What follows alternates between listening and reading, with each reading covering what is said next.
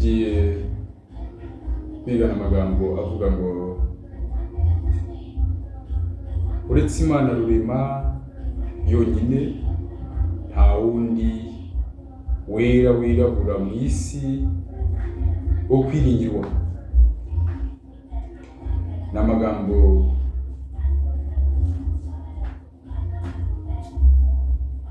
yifashishije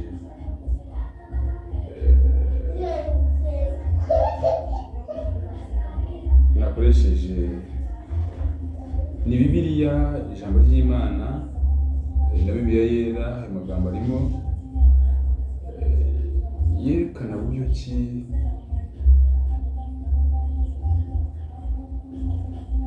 uretse Imana rurema nta n'umwe, nta wundi wo kwiringirwa. Reka kugira ngo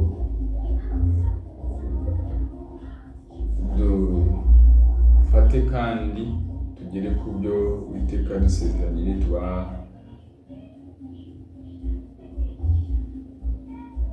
nitubasha kumva akamaro ko kubana nawe, nitubasha kugera ku kigero cyo kubana nawe, reka dufate icyo yadusezeranye muri ubu buryo. Kuko yatubwiye ko igihe tuzaba tugiye kubana nawe, igihe tuzaba tugiye gushaka ko tugira umushyikirano cyane ukomeye, tubanza guca bugufi tugasenga Mwuka Muziranenge yadusezeraniye. Kuko niba uzatubasha gusobanukirwa ibyo atubwira mu buryo buri bwo, igihe cyose tutabanye nawe ngo tubanze dusenge, ntabwo tuzasobanukirwa, ntabwo tuzanamenya neza n'icyo dushakira, ntabwo tuzanamenya akamaro ko kubana nawe ni akahe. Ariko nitubanza kumwiragiza tuzasobanukirwa akamaro ko kumugira nyambere mu gihe kumwaka ubusobanuro buhambaye, kumwaka ubufasha buhambaye ku byo tugiye kwiga. Nitumugira nyambere tukabanza gukora ibyo yadusezeraniye, bizakunda kandi bizagira neza, tuzunguka gusa uko twari bunguke, cyane ko ubwo tuba tutari bununguke igihe cyose tutabanje kumugira nyambere. Niyo ibyo tungutse twunguka ibisa nkaho biri hasi cyane, haba hari n'ibyo twunguka wenda tuzimiriza ubugingo, tuzi ngo twungutse, naho ubwo n'ibizimiza ubugingo. Reka tubanze duce bugufi tugabane ibyo twasezeranije, tumugira nyambere. Uhoraho Mwami Imana ishobora byose, Mana nzima, Mana y'urukundo, ni wowe uvuga bikaba, wategeka bigakomera, ni wowe usezeranya ntihagire ugukoma mu nkokora, ni wowe ukinga ntihagire ukingura, wakingura ntihagire ukinga, ufite ubushobozi buhambaye burenze n'uko twe dutekereza. Ubwenge bwacu uko twakwibwira ko bungana kose ni buke cyane, ntabwo bubasha kugera ku kigero cyo gusobanukirwa ibyawe ku rwego rwabyo. Biraturenga, ariko n'ubundi ni byiza ngo biturenge, uko bitaturenze ntabwo byaba waba uri Imana. Kuba biturenga ni igihamya cy'uko uri Imana Muremyi ushimwe. Akanya haka nicishije bugufi, ngiye kwiga ijambo ryawe, ubufasha wadusezeraniye kandi bwiza, utubashisha gutera intambwe tukagera aho tuba, tukagera n'aho tugera. Igihe tugiye kubana nawe mu ijambo, nibwo nifuza kubana nanjye, nibwo nifuza ko nakira, kuko ubwenge bwanjye ni buke cyane, ni buke kurenza nuko nanabizi, ni buke yewe Uwiteka, ni buke cyane. Ndakwinginze ngo ubwawe wadusezeraniye buboneke, bwuzure, bube muri jyewe, mbashe gusoma no gusobanukirwa iby'iri jambo, mu izina rya Yesu Kristo namuryambaje, amen. Reka twige twumve neza iri jambo. Ifite umutwe uvuga ngo uretse Imana rurema nta wundi wo kwiringirwa. Turifashisha amwe mu masomo. Hari isomo ngiye kubanza gusoma riboneka mu Itangiriro 3:24, ritwereka buryo ki kwiringira umwana w'umuntu Imana ubwayo yabiciriye witeka. Ubwo yafataga, reka mbasome, ni byiza buriya Bibiliya ni nziza, amagambo yacu akenshi ntaba nasobanutse neza, barimo akajagari, ariko iyo twifashishije ibyanditswe byera tubona neza uburyo ki Imana ibyo yavuze biba bigomba gusohora. Ni igice cya 3 mu Itangiriro, no guhera ku murongo wa 24 ni amagambo ngiye gutangiza iki cyigisho tugiye kuganiraho, avuga ngo uretse Imana rurema yonyine nta wundi wo kwiringirwa, nta wundi wo gukiraho ibyiringiro. Tusome 24 aravuga ngo nuko yirukana umuntu kandi mu ruhande rw'iyo ngobyi yo muri Edeni rwerekeye iburasirazuba ishyiramo abakerubi n'inkota yaka umuriro, izenguruka impande zose ngo ibuze inzira ijya kuri cya giti cy'ubugingo. Reka masome kugira ngo turusheho kwasobanukirwa, nongere mpasome irindi rimwe. Aravuga ngo nuko yirukana uwo muntu kandi mu ruhande rw'iyo ngobyi yo muri Edeni rwerekeye iburasirazuba ishyiraho abakerubi n'inkota yaka umuriro, izengurutse impande zose ngo ibuze inzira ijya kuri cya giti cy'ubugingo. Aya ni amagambo atarimo urujijo na makeya, yerekana uburyo ki kuva ikiremwa muntu cyacumura Uwiteka ibyiri kucyizera yahise ashyiraho iherezo. Aya magambo nyasomye ushobora kuyumva ukumva ntajyanye, ntari guhura cyane n'icyigisho umutwe natanze ukuvuga uretse Imana yonyine, Imana rurema nta wundi wo kwiringirwa. Aya magambo ushobora kuyumva ukumva ntari kujyana neza n'icyigisho, ariko ndayahuza muri ubu buryo kandi namwe nzi ko biri bubatunganire muri buyumve mu buryo buri bwo. Aha herekana buryo ki kuva umuntu yacumura kumwizera ku Mana byahise bijya kuri gake cyane, byahise bijya ku rwego umuntu atatekereza ko byajyaho. Ubu Imana yashyize abakerubi mu ruhande rw'ingobyi ya Edeni. Abantu Adamu na Eva bamaze kubona ingaruka z'icyaha, bamaze kubona ko bambaye ubusa batajyaga babibona, batangiye kujya babona ibibabi biragarika, inyamaswa bari inshuti zitangiye kubahunga, amaze kwica inyamaswa kugira ngo babone imyambaro yo kwambara, amaraso amaze kumeneka, agahinda kamaze kumwica. Ariko Uwiteka aravuga ngo nubwo ibyo bibaye, n'ubundi kuncumuraho babikoze nabonekaga buri munsi tuganira, ntabwo byamukomerera rero n'ubundi kongera gucumura. Umuntu nuko ateye, ahubwo njye ndakora iki? Mufashe mworohereze, kuko nzi neza ko n'ibyo yakwiyemeza ko yakora kubikora bitamukundira. Nishyirire abakerubi kuki iruhande rw'iyo ngobyi, hato n'ubundi ntabwo umuntu yikunda byaza kurangira n'ubundi ubugingo bwiwe abuzimije noneho birenze uku nguku. Uratekereza ko hariya iruhande iburasirazuba bw'ingobyi ya Edeni hagiye abakerubi, kandi Uwiteka azi neza ko bakoze icyaha. Hagiye abakerubi kandi Uwiteka azi neza ko icyaha bagikoze, babonye n'uburemere bwacyo, ariko kubera ko Imana yari izi neza ko kwizera umuntu ari ingume, yahashyira mu kirubi kubw'uko ari ingume, kubw'uko bitoroshye, kubw'uko atari ibintu washingira urutobe ngo uvuge ngo birashoboka ko uyu muntu yaba yumvise. Reka nagira ngo aho ngaho tujyanirane neza mu cyigisho, twumve neza buryo ki umuntu adakwiye kwiringirwa, umuntu adakwiye kwizerwa, umuntu adakwiye gufata ibyiringiro byawe ngo bishyire ku muntu. Umuntu umwumve nk'umuntu. Usome amasomo, iri isomo ryatwinjizaga mu cyigisho neza ngo wumve uburyo ki umuntu Imana yamuvuzeho n'uburyo ki Imana yamwerekanye.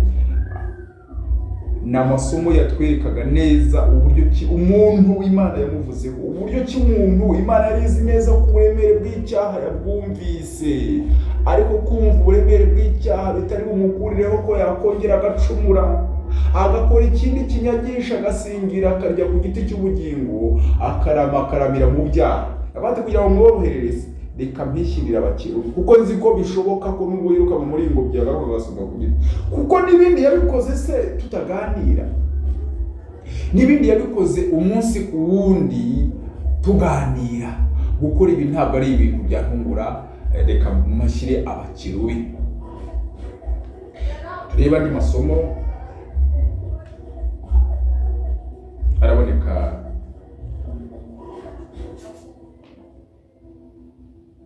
Imigani 28-26. Igitabo cy'Imigani 28-26. Imigani 28-26.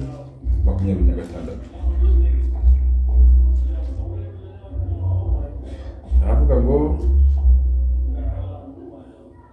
uwiringira umutima we ubwawo ni umupfapfa.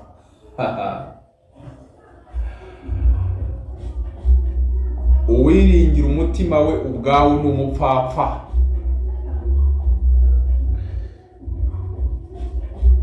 Ariko ugendera mu bwenge azakizwa.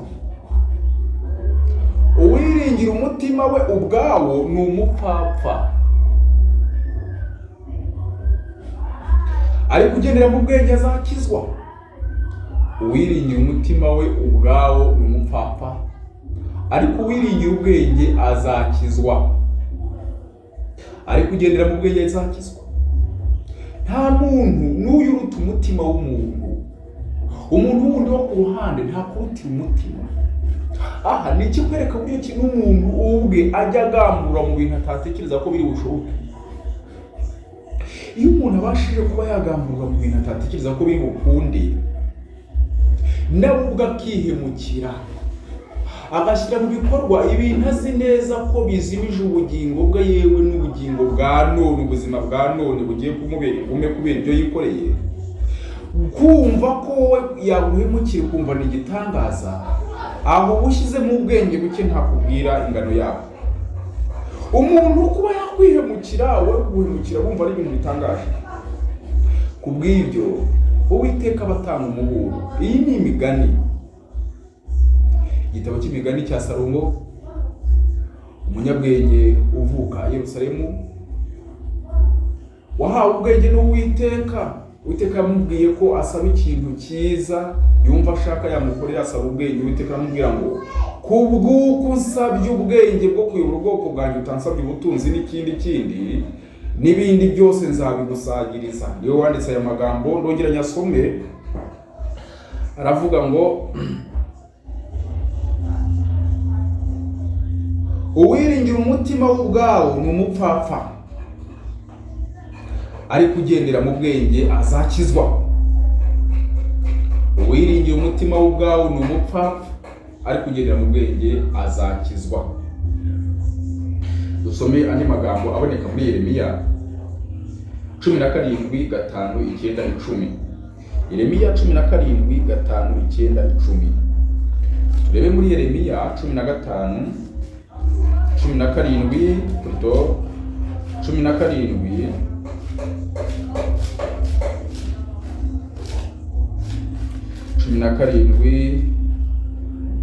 5-9-10. Hari amagambo atubwira neza ibyo kwizera no kwiringira. Aravuga ngo uku ni ko Uwiteka avuga ati, havumwe umuntu wiringira undi muntu. Hejuru twavuze ngo mu Migani 28-26 amagambo atubwira ngo uwiringira umutima we ubwawo ni umupfapfa. None hano 17:5 avuga ngo uku ni ko Uwiteka avuga ati, havumwe umuntu wiringira undi muntu. Havumwe umuntu wiringira undi muntu. Ntabwo bitangaje ubaye wumvise isomo rya mbere ryo mu Migani 28-26, uwiringira umutima we ubwawo ni umupfapfa. None hano kuri 17 muri Yeremiya 5, uku ni ko Uwiteka avuga ati, havumwe umuntu wiringira undi muntu, akishima amaboko ye, mu mutima we akimura Uwiteka.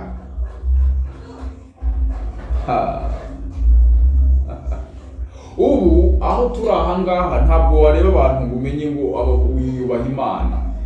Hano ntiwareba umuntu ngo uvuge ngo uyu nguyu ngo ubwami bw'ijuru ari nabwo. Ku munota wanyu umuntu aragamurura, ku segonda yanyu umuntu abivamo. Uwiteka yavuze ko yafashe umukiro bamushyira mu iburasirazuba bw'ingobyi ya Edeni, azi neza ko abo bantu ni ukuri bari bumvise ugucumura ingene yabyo. Nibwo bari batangiye kubona ibiti biragarika, nibwo bari batangiye kubona inyamaswa zibahunga. Bari babanye neza ari insanga n'ingoyi bakundanye, ariko kubw'uko bamaze gukora icyo kintu zirabahunga, bagerwaho n'umuvumo wo gucumura, gukora ikintu Uwiteka rero ababujije ati ku giti kimenyekanisha icyiza n'ikibi muramenye ntimuzakiryeho, muramenye ntimuzahirahire, muramenye. Uwiteka yabivuze azi umuntu, yarazi umuntu. None hano baratubwira ngo uku ni ko Uwiteka avuga ati havuma umuntu wiringira undi muntu akishima mu maboko ye, mu mutima we akimura Uwiteka. Ndabasaba ko muzamura ibyiringiro byanyu bikajya ku Mana. Ndabasaba ko mufata ubugingo bwanyu mwari mwarashyize mu biganza by'abandi mukabushyira mu biganza by'Imana. Ndasaba abantu ko mufata ubugingo bwanyu mukabishyira mu biganza by'Imana, ukareka gufata ubugingo ngo buragize undi. Mufate ibyanditswe byera mu bigira inshuti, mufate ibyanditswe byera mu bigira inshuti yanyu, inshuti magara. Bibiliya ijambo ry'Imana uyige cyane. Ubwenge bwacu nta nubwo bubasha kuyisobanura mbere yo kujyamo, kugira ngo ukuremo ibikugira umumaro. Ubanze ushyire mu bikorwa isezerano twasezeraniye, ubanze usenge, mwige ibyanditswe byera. Ni ukuvuga ngo hari ishungura rigera ku buryo bune rigiye gusiga abantu. Ishungura rya mbere, abantu batakiriye Yesu Kristo nk'umwami n'umukiza wabo mu masengesho bagomba gusigara. Bagomba gusigara. Abanyabwoba bagomba gusigara. Ab'ubwenge buke byanditswe byera bagomba gusigara. Ishungura rindi rya nyuma, itegeko ryo kuruhuka ku cyumweru, umunsi muhimbano wimuye umunsi Uwiteka ashizeho, rigomba gusiga abantu. Aho hantu abantu bose bagomba gusigara. Hari amashungura yo mu buryo bune, ayo mashungura agomba gusiga abantu. Niyo mpamvu abantu bari kurarekirwa gufata ibyanditswe byera bakabigira inshuti, bagafata ibyanditswe byera bakabigira umurinzi, bagafata ibyanditswe byera bikabisanga n'ingoyi yabo. Ntibafate ubugingo ngo babushyire mu biganza by'abandi. Ariko abantu ntibabyumva neza. Umuntu arashokera akajya aho akavuga ngo nigishijwe na naka yambwiye ibi, ibyanditswe byera ntabigire umurinzi. Ariko ko azasigara, ariko ko amashungura azamusiga. Uwiteka bahiri. Turebe 9 ku murongo wa 9 naho baravuga ngo umutima w'umuntu urusha ibintu byose gushukana, kandi ufite indwara ntiwizera gukira. Umutima wawe urusha ibintu byose gushukana, kandi ufite indwara ntiwizera gukira. Mu migani hatubwiye ngo uwiringira umutima we ubwawo ni umupfapfa. Hano ku murongo wa 9 mu gice cya 17 mu gitabo cya Yeremiya haba ngo umutima w'umuntu urusha ibintu byose gushukana, ufite indwara ntiwiringira gukira. Umutima w'umuntu urusha ibintu byose gushukana, ufite indwara ntiwizera gukira. None ubwo niba umutima w'umuntu urusha ibintu byose gushukana, ubu noneho ufata ubugingo bwe, ufata ibyiringiro akabishyira ku muntu wundi, niba umutima we ari umwanzi we kuri urwo rwego, uwo twamukaraza hiye, uwo muntu wamwitikiye.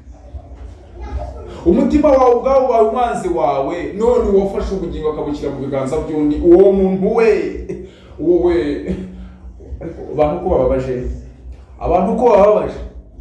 abantu ko tubabaje. Uwiteka turengere.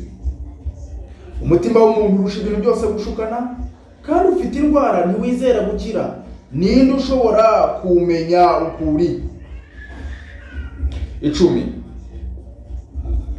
Jye Uwiteka nijya urondora umutima, uwo urondora umutima niwe ugomba gufata ubugingo bwawe ukawushyira mu biganza bye. Hamenya ibyo umuntu agambirira n'ibyo atekereza.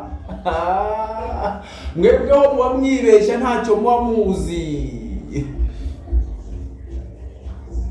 Jye Uwiteka nijya urondora umutima nkawugerageza, nyitura umuntu wese ibihwanye n'inzira ze, uko imbuto ziva mu mirimo ye ziri. Hitura umuntu wese ibihwanye n'inzira ze, uko imbuto ziva mu biganza bye,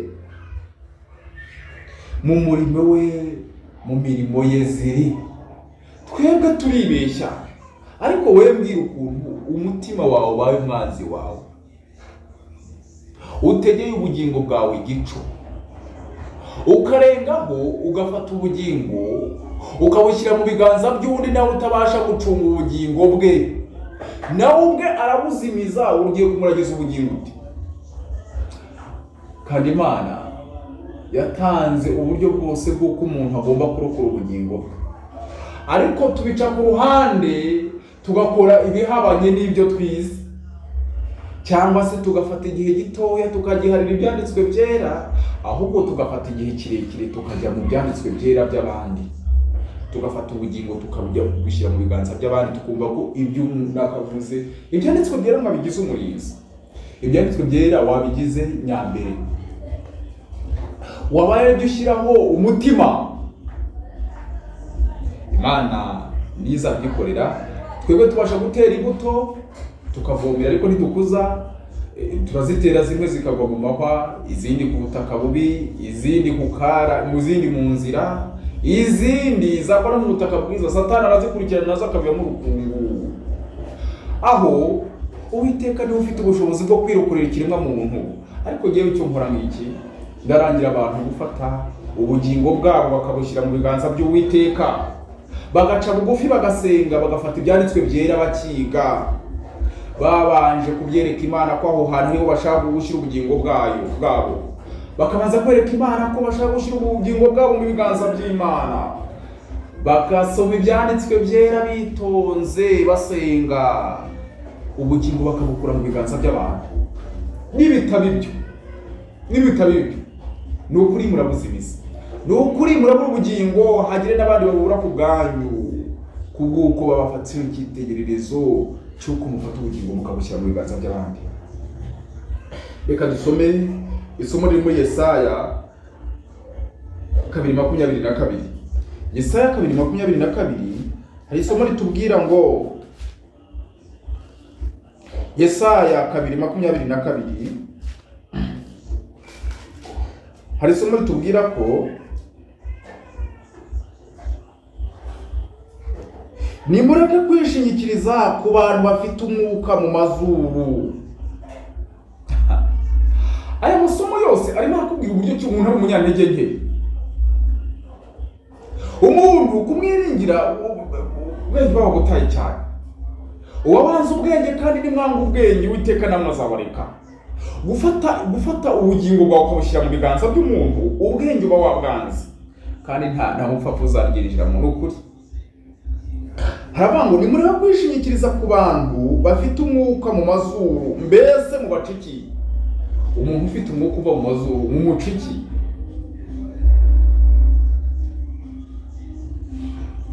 Umuntu ufite umwuka uva mu mazuru, mu muciki, ko ahindagurika ameze nk'igicu, aroroshye cyane, ameze nk'uburabyo, ni nk'umusenyi, ni nk'umukungugu, ni nk'ikibabi. Umuntu nk'uwo muri mu bugingo muti, umuntu nk'uwo ufata ubugingo bwawe ukabushyira mu biganza bye, woroshye muri urwo rwego mute? Umuntu woroshye utyo ufata ubugingo bwawe ukabushyira mu biganza bye ute?